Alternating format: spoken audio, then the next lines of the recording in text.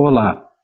Em primeiro lugar, eu quero agradecer pelo convite da União Espírita Cristã, na pessoa da Adriana Sarmento. Meu nome é Eudair e eu sou médico e atuo e moro na cidade de Santa Teresa. Represento aqui a Casa Espírita Cristã Mensageiros da Luz.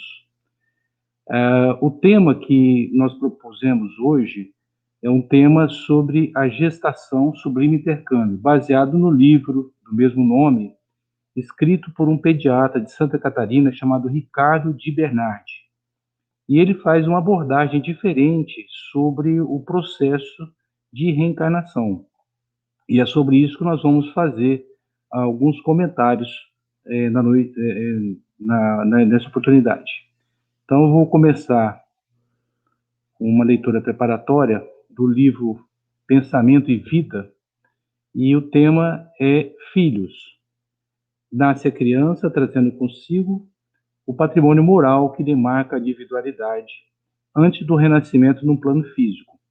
No entanto, receberá os reflexos dos pais e dos mestres, que lhe imprimirão a nova chapa cerebral, as imagens que em muitas ocasiões lhe influenciarão a existência inteira. Indiscutivelmente, a instrução espera-lhe o espírito em nova fase, enriquecendo-lhe o caminho neste ou naquele mistério. Contudo, importa reconhecer que a palavra escrita, em confronto com a palavra falada ou com o exemplo direto, revela poderes de repercussão menos vivos, mormente quando torturada entre os preconceitos da forma gramatical, e que a voz e a ação prática jazem impregnadas do magnetismo indutivo que se desprende da reflexão imediata, operando significativas transformações para o bem ou para o mal, segundo a natureza que lhe personaliza as manifestações. As crianças confiadas na terra ao nosso zelo são portadoras de aparelhagem neurocerebral completamente nova em sua estrutura orgânica, a feição de câmara fotográfica devidamente habilitada a recolher impressões. A objetiva, que na máquina dessa espécie é constituída por um sistema de lentes apropriadas, capazes de colher imagens corretas sobre recursos sensíveis, é representada na mente infantil por um espelho renovado em que se conjugam visão e observação, atenção e meditação, por lentes da alma, absorvendo os reflexos das mentes que a rodeiam e fixando-os em si própria como elementos básicos de conduta. Os pequeninos acham-se, desse modo, à mercê dos moldes espirituais dos que lhes tecem um berço ou que lhe asseguram a escola, assim como argila frágil e viva ante as ideias do oleiro.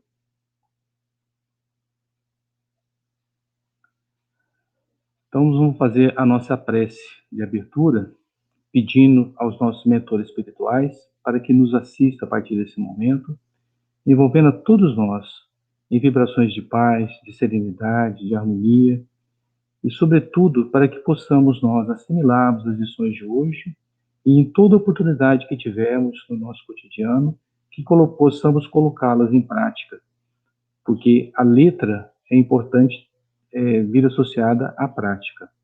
Assim sendo, eu rogo aos nossos mentores para que possa nos acompanhar a partir desse momento. Que assim seja. Bom,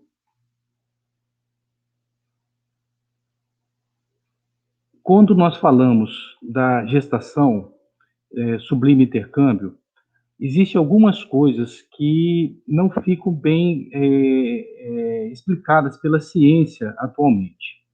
Eu, por exemplo, eu sou médico e quando eu aprendi a questão da fecundação, me foi informado que a fecundação é promovida pelo espermatozoide mais capaz, mais forte, mais rápido e que consegue chegar primeiro ao óvulo para poder fecundar. E nós sabemos que isso, em certas circunstâncias, em certos tipos de gestações, parece que não funciona. Porque se tem um indivíduo com malformação, principalmente malformação extrema, até aquelas que são incompatíveis com a vida, se você imaginar que dos 200 ou 300 bilhões de espermatozoides que vêm em cada ejaculação, nós teríamos, então, um espermatozoide que chegou produzindo aquela malformação, imagine então os outros, se ele era o melhor. Então tem coisas que a gente não consegue realmente explicar pela ciência do porquê que acontece isso, ou porquê que acontece de uma pessoa nascer perfeita sem um braço, nascer perfeita sem uma perna, nascer com uma malformação cardíaca, com uma malformação cerebral muito específica. Então é baseado, né, nesse conceito que nós estamos falando sobre a maravilha do mecanismo de reencarnação, que é o processo de gestação.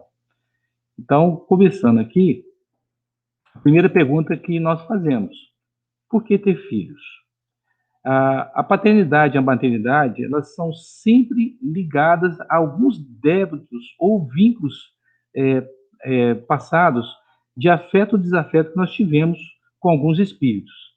E a reencarnação, ela passa a ter uma função educadora, principalmente porque ela cria um esquecimento do passado por parte dos pais e por parte também dos filhos, criando um ambiente propício para que nós consigamos desenvolver o amor e o perdão.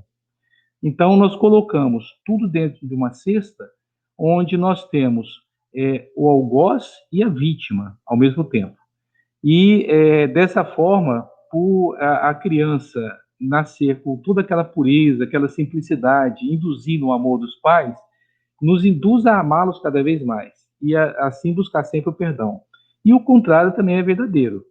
Então, essa é a grande finalidade de nós sermos co-criadores do Criador. E é muito comum que o espírito que vai reencarnar, naturalmente, ele vai ter que ter uma aproximação do lar que ele vai se ligar. Então, ele começa a frequentar esse lar antes de encarnar. E aqui nós temos o exemplo da reencarnação de Segismundo, onde nós temos a família fazendo as refeições e Herculano, André Luiz, Alexandre auxiliando Segismundo no processo de adaptação ao novo ambiente. Né? Então, ali ele vai semeando os futuros laços de confiança, os laços de amor, que vai permanecer durante toda a sua vida. Todo esse planejamento é feito em concomitância com a espiritualidade. A espiritualidade, ela tem um papel preponderante em grande parte das nossas reencarnações, principalmente no Ministério do Planejamento. E aqui está, no nosso lar, a gravura onde foi esquematizada, onde era o Ministério da Regeneração, né, onde se prepara para o renascimento, né, isso na cidade do nosso lar. Então, nesse cuidadoso planejamento, que é elaborado e conduzido pelos espíritos superiores, na própria fecundação, há uma seleção do espermatozoide mais apropriado para as experiências daquele espírito que retorna à matéria, fruto desse projeto. Aqui eu vou fazer só um parênteses, que eu vou falar um pouquinho agora de biologia. Quando nós, a célula, o gameta, são uma das poucas células no nosso organismo que se multiplica por um processo chamado meiose. A maior parte das células se multiplica para recomposição num processo chamado mitose.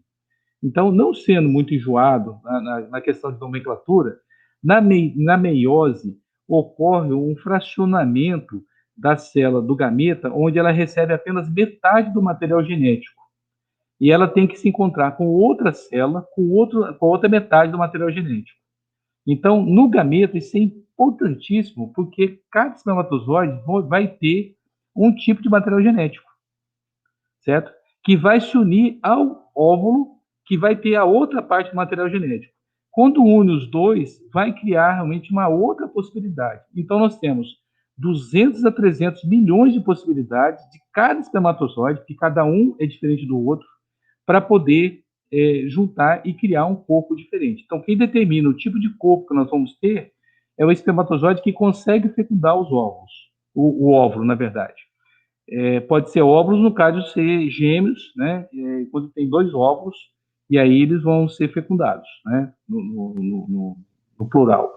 Então, aqui já existe um planejamento onde esse espermatozoide ele vai ser mostrado, vai ser escolhido pelos espíritos planejadores, porque é aquele que vai dar o corpo que a pessoa precisa durante aquela encarnação. Então, dando continuidade, como eu falei, quando eu estudei, a ideia que se tinha é que o gameta, ou espermatozoide, que conseguia chegar até o óvulo, era o mais rápido, era o mais qualificado, o mais forte, o mais resistente, que conseguia chegar até o óvulo feminino. Quando ele chegava, só para vocês terem uma ideia, proporcionalmente ao tamanho do espermatozoide, o caminho que ele faz da vagina da mãe até o terço distal da trompa, onde vai se encontrar com o óvulo, é mais ou menos um caminho de São Paulo ao Rio de Janeiro. É como se tivesse uma corrida. É enorme, é um caminho enorme para o espermatozoide. Tanto é que alguns demoram até 3 dias para conseguir fazer esse caminho, certo? Então, a ciência hoje ela já está tendo assim, uma percepção de que não é o mais rápido nem o mais qualificado, e sim aquele que tem uma energia compatível, ou tem a sintonia compatível com aquele óvulo, para poder realmente conseguir a fecundação. E aí nós vimos a questão da reencarnação de Sigismundo, e nós vamos ver sobre assistência espiritual na gestação. Isso num lar em equilíbrio. Então, todos os lares onde existe um equilíbrio psíquico, de paz, de harmonia, de respeito, a assistência ela se inicia quando se aproxima o espírito reencarnante. E ocorre-se um respeito muito grande à intimidade do casal no momento da fecundação.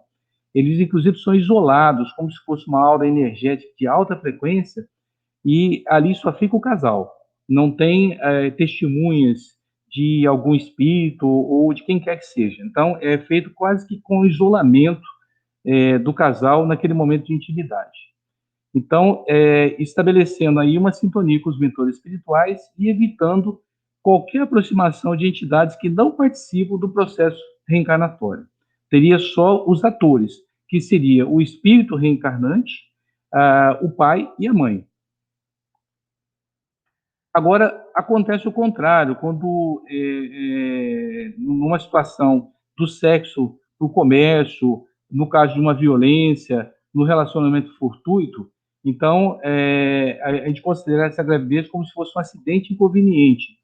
E essa ligação sexual não é uma expressão nobre de amor entre as duas criaturas. Então, há mais dificuldade na recepção dessa assistência espiritual. Não existe uma assistência tão grande, nem o isolamento do casal no momento de intimidade. Então, imagine vocês o tipo de companhia, o tipo de entidades que ficariam ali ao lado deles durante esse processo, quando, na verdade, teria que ter um isolamento maior, né?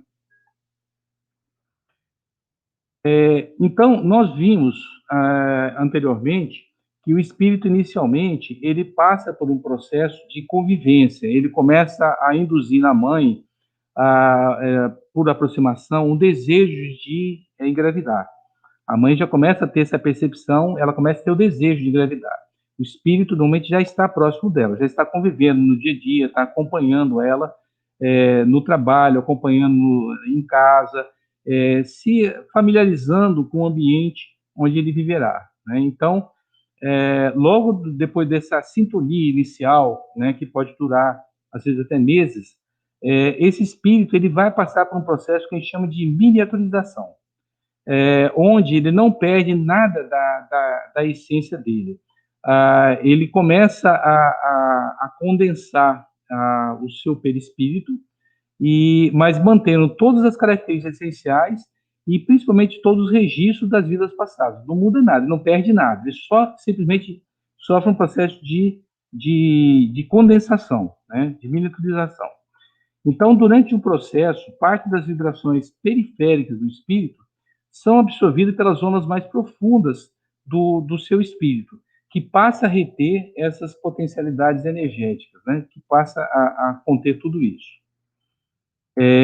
Então, aqui, nós vemos a gravura, né, esse processo de miniaturização, e essa redução do volume do corpo espiritual, ela tem um papel extremamente importante, onde ela propicia a integração do novo corpo biológico e determina, nesse processo de miniaturização, também a perda progressiva da consciência do espírito reencarnante, onde ele passa a esquecer do passado.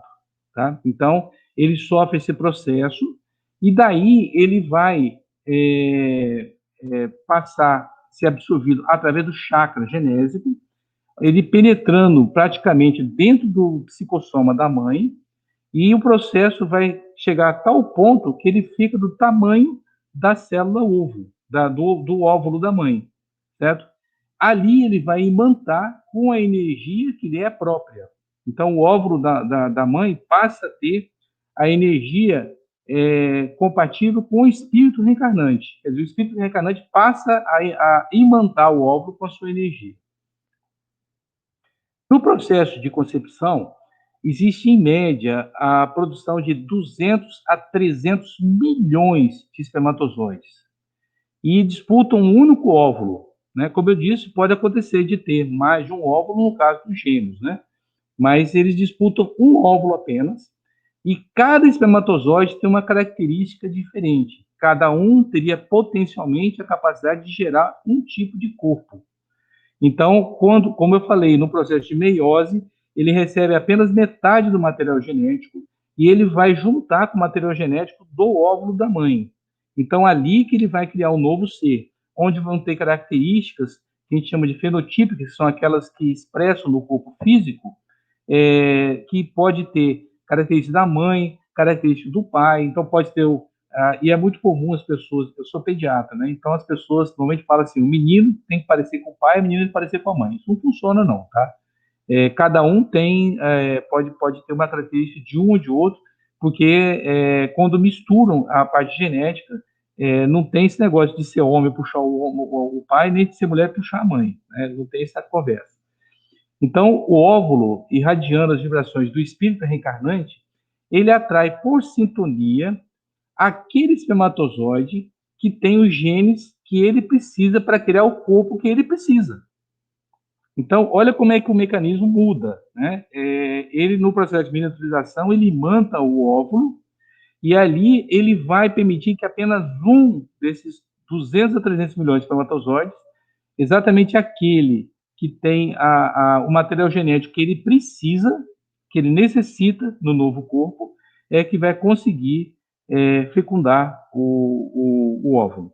E aí acontece um processo muito interessante. O óvulo ele tem uma camada que é como que ela atrai o espermatozoide, né? Então, fica assim, como está na figura, milhões de espermatozoides, depois daquela viagem exaustiva, né, que eu falei com vocês, eles chegam e apenas um vai conseguir. No momento que esse um consegue fundir e a cabecinha do espermatozoide entra, ela vai pegar todo o material genético e vai começar o processo de multiplicação. Então, nesse momento, ocorre uma alteração química, onde aquela camada superficial, que era responsiva e atrair o espermatozoide, passa a repelir ou a impedir a penetração de qualquer outro espermatozoide. Ocorreu a penetração de um apenas, nenhum mais consegue fecundar, não consegue mais penetrar no óvulo. E aqui nós temos uma gravura mostrando a união genésica de Adelina e Raquel, onde Alexandre ele analisa a corrida do espermatozoide em direção ao óvulo. E após verificar as disposições cromossômicas dos milhões de espermatozoides, Alexandre, com seu potencial magnético, sintoniza aquele mais apto para a organização do corpo planejado de Sigismundo. Então, aqui nós tivemos uma participação extremamente ativa da espiritualidade, no sentido de que tivesse Sigismundo um corpo muito específico para a missão que ele precisava cumprir durante a sua encarnação, filho de Adelino e Raquel. Bom, aí vem outra parte que é interessante, que são a questão dos enjoos e os desejos estranhos que acontecem durante a gravidez. Então, o que eu vou falar aqui, na verdade, a gente não pode colocar apenas como uma regra ou dizer que isso é comum a todas as pessoas. Logicamente que existe também alterações biológicas e fisiológicas em decorrência da mudança hormonal que a mulher experimenta. Mas a intensidade dos enjoos muitas vezes estão relacionados às diferenças ou reconhecimento inconsciente das experiências comuns vividas no passado, em decorrência dessas trocas energéticas entre o perispírito materno e o espírito reencarnante. Então, imagine vocês que o perispírito do reencarnante está imantado diretamente ao óvulo da mãe, e ele penetra através do chakra genésico dela.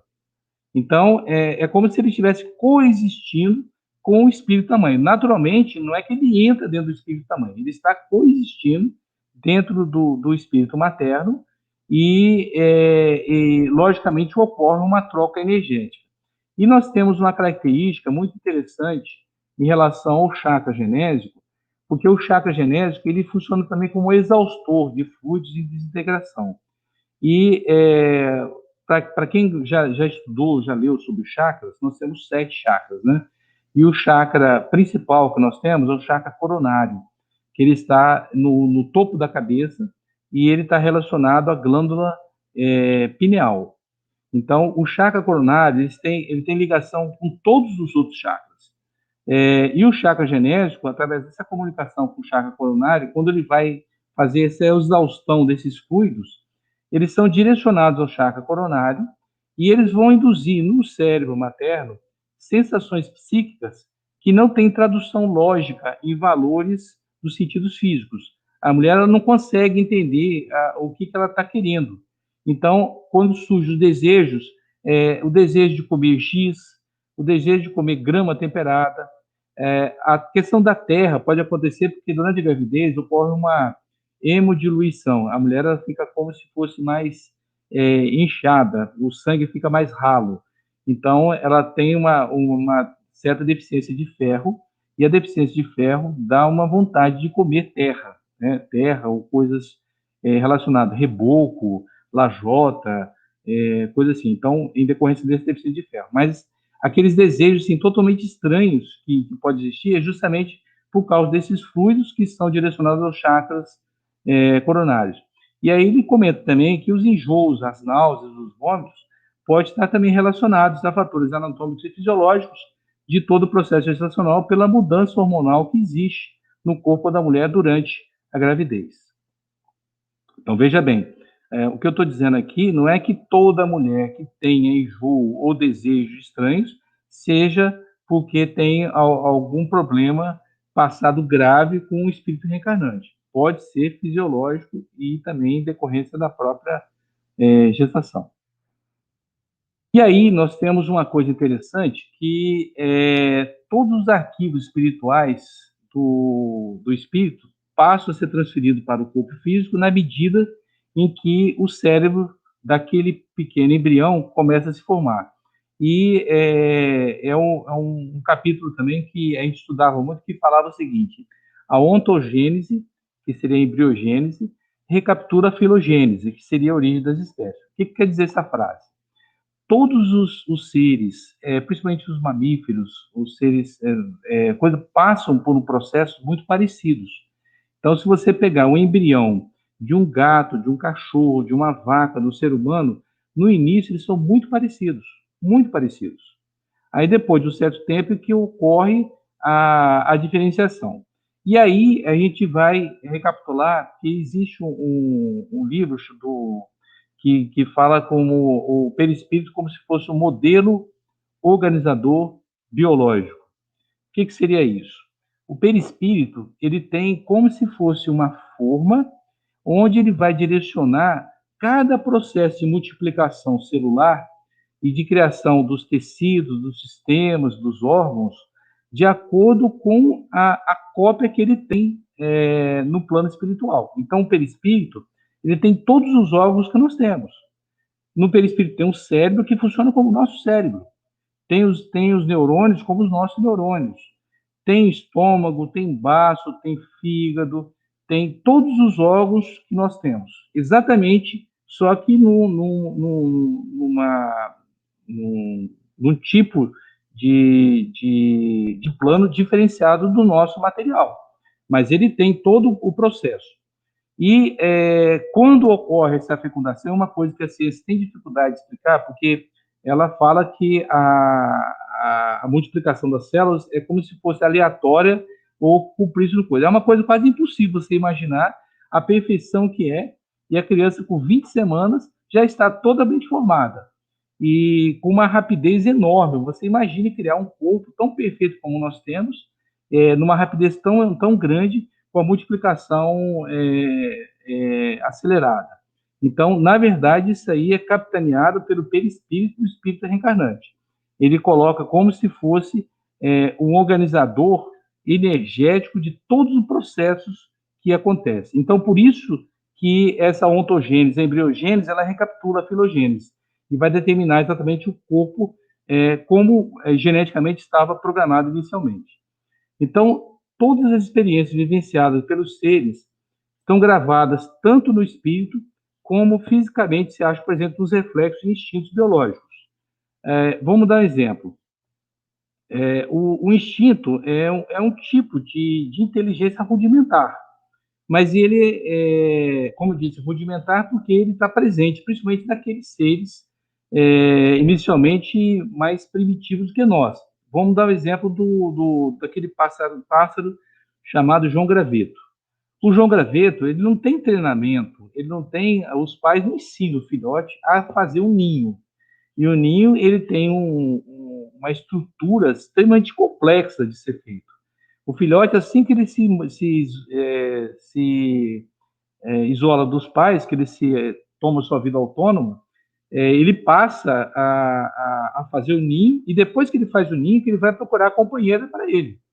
Então, ninguém ensina ele a fazer um ninho, já está instintamente gravado no seu perfil. Nós temos várias situações, reflexos instintivos gravados no nosso perispírito e, consequentemente, vai também para o nosso cérebro. Então, tudo aquilo que nós aprendemos passa a ser incorporado ao patrimônio do ser, e agora nós passamos a ter aquele automatismo fisiológico. A diferença que nós temos é que a cada encarnação nós temos que adaptar à condição de onde nós estamos encarnando.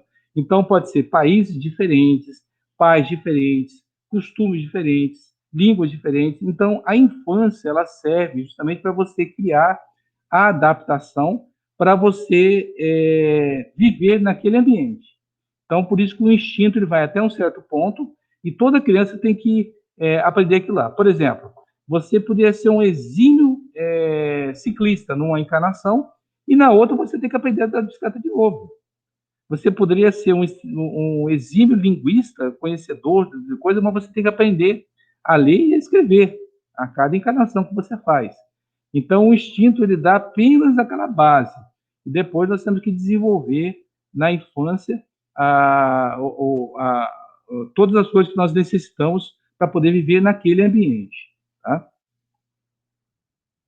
Bom, aqui nós vamos falar, então, sobre a educação pré-natal do feto. É muito comum as pessoas falarem assim, mas o espírito... E até existe uma certa celeuma, porque quando nós tivemos uma votação no Supremo Tribunal Federal, de saber quando a vida começa, eles começaram a ter a definição, quando é feto não tem vida, só quando é embrião não tem vida, só quando é feto, né? Então, é questão de nomenclatura, é questão de tempo de vida que o espírito ali está.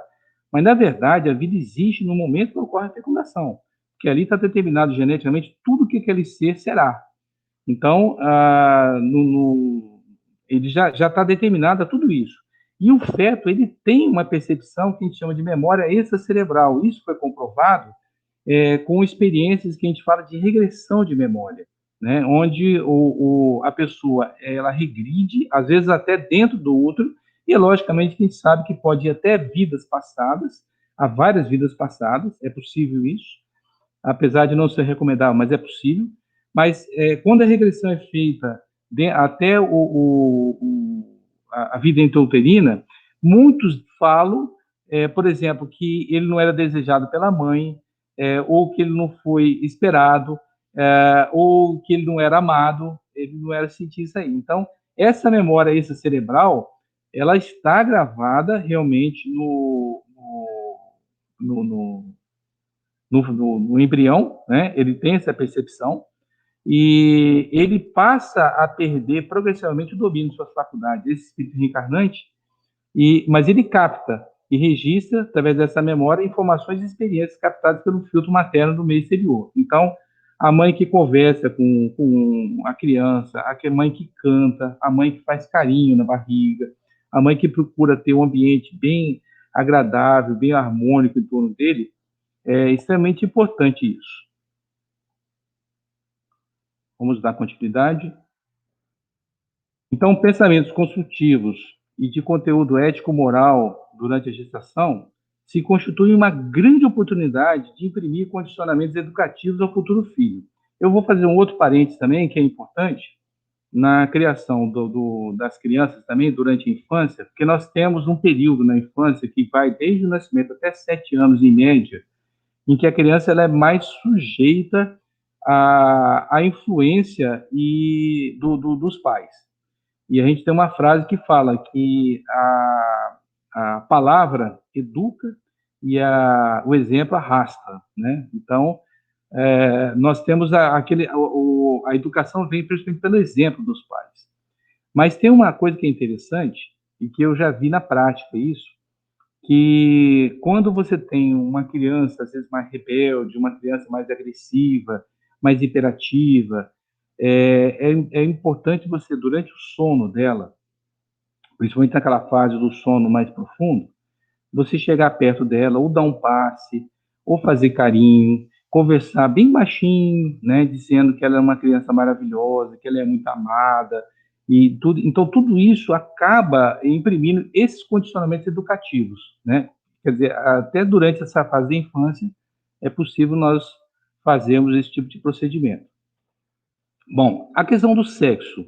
Aqui nós vamos conversar uma coisa que tem um autor que eu gosto muito, chamado Jorge Andréa, em que ele traz um gráfico, nós vamos mostrar daqui a pouquinho, e mostrar assim, a importância das polaridades, né? O que significa as polaridades do sexo, masculino e feminino. E aí a gente se lembra que o espírito, em essência, não tem sexo, né? Nós temos polaridades e cada uma tem características diferentes. Nós temos que desenvolver as duas polaridades. Então, as vivências passadas podem determinar uma nítida polarização para as características femininas ou masculinas. Quer dizer, ele pode vir encarnando como homem durante um certo período e depois ele passar a encarnar como mulher, certo? Então, vem geralmente de uma sequência, vem uma polarização inicial. Enquanto o espírito não se apresentar integralmente desenvolvido e equilibrado na sua totalidade sexual, a polaridade sexual será sempre exigir experiência de dentro da zona física. Uma coisa interessante, toda criança, se você for fazer um exame do ponto de vista endócrino, não tem praticamente diferença nenhuma entre o menino e a menina, a não ser as características fenotípicas, né, que a menina naturalmente vem com os órgãos sexuais femininos e o menino com os órgãos sexuais masculinos. Mas do ponto de vista endócrino, até chegar na adolescência, eles são muito parecidos, né? Se você dosar o teor de progesterona, estrogênio, testosterona nos dois, são muito parecidos. A diferenciação passa no momento em que as gônadas, que são os órgãos sexuais, começam a produzir os hormônios que vão induzir aquela diferenciação maior, né? Então, enquanto criança, eles não têm muito essa polarização hormonal ainda, tá? E aqui é o gráfico do Jorge Andréa. Então, vamos tentar destrinchar um pouquinho isso aí. Nós temos embaixo, nesse círculo, o esquema do espírito. Então, você tem, ele diz que nós temos no nosso espírito o inconsciente puro, onde está a nossa essência, bem no centro. Ao redor dele tem o chamado inconsciente passado, onde existem os chamados núcleos de potenciação. Cada núcleo de potenciação que existe nesse inconsciente passado equivale a uma encarnação do espírito. E esses núcleos de potenciação são interligados uns com os outros. Então, toda a memória do que nós já passamos, desde a nossa origem, está aqui nesse inconsciente passado. Naturalmente, nós não conseguimos ter acesso a tudo. Nós conseguimos acessar algumas coisas, mas principalmente ele vai gerar uma vibração que vai impregnar o inconsciente atual e o consciente com tudo aquilo que nós somos em essência. Então, todas as aptidões, todas as heranças, tudo que nós adquirimos em vidas passadas, permanece e, de uma forma ou de outra, vai irradiando até o consciente. Logo acima, nós vemos um desenho onde tem dois triângulos, retângulos, complementando, fazendo como se fosse um retângulo. Nós temos, de um lado esquerdo, o campo Y, que simboliza a potencialidade masculina, e do lado direito, o campo X, que simboliza a potencialidade feminina. E no centro, nós temos a zona neutra. Então, o espírito ele pode começar de um ou de outro polo, né? Então, na primeira parte, onde está escrito psi, Y, dois pontinhos, é onde tem uma potencialidade masculina muito forte e uma potencialidade feminina menor.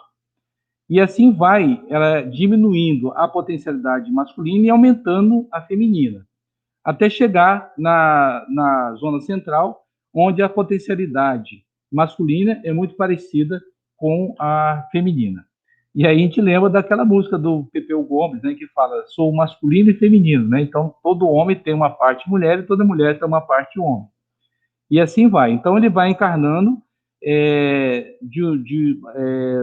primeiro como homem, e depois ele vai desenvolvendo a potencialidade feminina e vai até o outro lado para desenvolver as duas potencialidades. Tá? Isso está no livro do Jorge Andréa, Energética do Psiquismo. Tá? Para quem quiser ler, é muito interessante. Então, as posturas psicológicas maternas da mãe, fixando quando não aceita o sexo do futuro filho, pode trazer desequilíbrio nessa esfera psicossocial do mesmo. E pode gerar posturas desequilibradas em relação à sua própria autoaceitação, né? Então, o que quer dizer isso?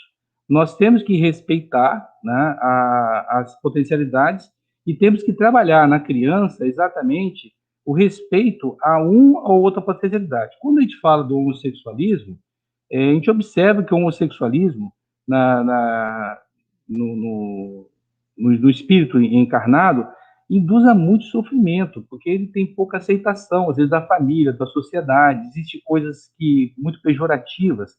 Na verdade, nós temos que amar todos eles, nós temos que acolher, nós temos que, de uma forma ou de outra, entender que é o nosso filho, nós temos responsabilidade com ele sempre, certo? O importante é ele ter a aceitação dele mesmo, né? Com todas essas potencialidades. Então, nós estamos chegando ao final, e quando nós vamos buscar no Evangelho segundo o Espiritismo, no capítulo 14, item 9, Kardec ele traz esse pequeno texto dizendo: ó espíritas, compreendei hoje o grande papel da humanidade. Compreendei que quando produzis um corpo, a alma que nele encarna vem do espaço para progredir. Sabei vossos deveres e colocai todo o vosso amor em aproximar essa alma de Deus. Então, essa é a grande missão dos pais. É a grande luta que nós temos que ter. Porque uma vez que você coloca os filhos, você recebe os filhos, e não tem essa história de dizer, porque às vezes os filhos falam assim, eu não pedi para nascer. Engano deles, né? Pediram sim, existiu sempre uma necessidade de nascer com cada um dos pais, e a responsabilidade dos pais vai até o momento, porque um dia nós vamos ser cobrados, né, pela nossa consciência, onde Deus pergunta: o que fizestes com os filhos que eu te leguei, os filhos que eu te cedi? Então, esse trabalho nós temos que fazer sempre, uma preocupação sempre muito grande, e a maternidade a gestação é apenas o pontapé inicial. né? Vem muita coisa pela frente, durante a infância, principalmente durante a adolescência. Ah, e outra coisa que é importante te relatar aqui, que naquele processo de miniaturização do espírito, onde ele perde, fica assim naquela fase de um torpor, de sonolência, e onde ele tem o esquecimento do passado, ele vai recuperando paulatinamente durante a infância a sua condição real, tá? E ele vai recuperar plenamente na adolescência. Então, na adolescência, ele mostra quem ele é, né? Ele mostra quem não coisa. Por isso que existe a chamada crise da adolescência, que nada mais é do que o espírito assumindo as rédeas da sua vida, né? Ele está dizendo assim, agora é comigo, agora eu assumo. E aí, quando existe aqueles conflitos, né, por parte dos pais, por parte das crianças, e eu não gosto do termo que as pessoas falam que, o meu filho é aborrecente, ou aqueles termos pejorativos, não é nada disso. É o nosso filho, é a nossa criança que está assumindo as rédeas da vida.